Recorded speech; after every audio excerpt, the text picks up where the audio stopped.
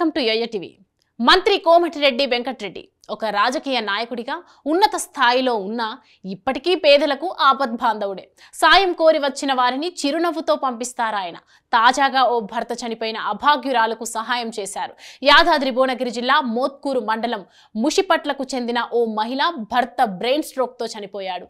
భర్త చికిత్స కోసం ఉన్న ఆస్తిపాస్తులన్నీ కరిగిపోయాయి. ఆ మహిళలకు 3 పిల్లలతో జీవితం గడపడం కష్టంగా మారింది. జిల్లా మంత్రి కోమటిరెడ్డి వెంకటరెడ్డిని సహాయాన్ని అర్చించేందుకు 3 పిల్లలతో కలిసి ముషిపట్ల నుంచి హైదరాబాద్ కు బస్సు ఎక్కింది. కానీ ఎలాగో అలాగా బంజారా హిల్స్ లోని మంత్రి కోమటిరెడ్డి ఇంటిని అడ్రస్ ను తెలుసుకొని అక్కడికి చేరుకుంది. అయితే మంత్రి కోమటిరెడ్డి వెంకటరెడ్డిని ఆమె ఇంతవరకు చూడలేదు, గుర్తుపట్టలేదు. ఏం చేయాలో తెలియక బిక్కుబిక్కుమంటూ మంత్రి కోమటిరెడ్డి వెంకటరెడ్డి ఇంటి ముందు 3 చిన్నపిల్లలతో కలిసి దీనంగా కూర్చుంది ఆ మహిళ.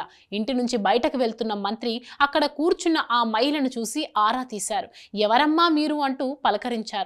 మంత్రి పలకరింపుతో బోరున ఏడుస్తూ తన కష్టాన్నంతా చెప్పింది ఆ మహిళ. తన భర్త బ్రెయిన్ స్ట్రోక్ తో చనిపోయాడని, అతన్ని బతికించుకునేందుకు ఆస్తులన్నీ అమ్మి చికిత్స చేయించానని, కానీ తన భర్త తనకు దక్కలేదని వాపోయింది. చేతిలో చిల్లి గవ్వ లేక పిల్లల్ని పోషించలేకపోతున్నానని విలపించింది. భర్త చికిత్స కోసం చేసిన డబ్బులను CMRF కింద ఇప్పించాలని ఆమె మంత్రి కోమటిరెడ్డిని కోరింది. పేదల కష్టసుఖాల్లో పాలు పంచుకొని ఆర్థికంగా చేయూతనిచ్చే మంత్రి కోమటిరెడ్డి వెంకటరెడ్డి 3 పిల్లల్ని ఇంట్లోకి తీసుకెళ్లారు. పిల్లలతో మాట్లాడి తండ్రి లేని లోటును తెలుసుకొని చలించిపోయాడు. స్వయంగా మంత్రి ఇంట్లోకి వెళ్లి చాక్లెట్లు తెచ్చి ఆప్యాయంగా పిల్లలకు తినిపించారు.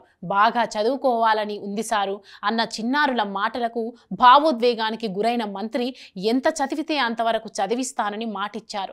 3 పిల్లలతో ఇబ్బంది పడుతున్న ఆ తల్లి పరిస్థితిని గమనించి ₹1,00,000 ఆర్థిక సహాయం చేశారు. సీఎం కార్యాలయంలో CMRF చూసే అధికారితో మాట్లాడి వైద్య ఖర్చులు మొత్తం మంజూరు చేయాలని ఆదేశించారు.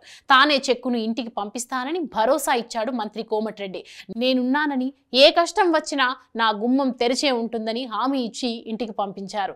మనసున్న మహారాజు మా కోమటిరెడ్డి వెంకన్న అంటూ 3 పిల్లలతో ఆ మహిళ సంతోషం వ్యక్తం చేశారు.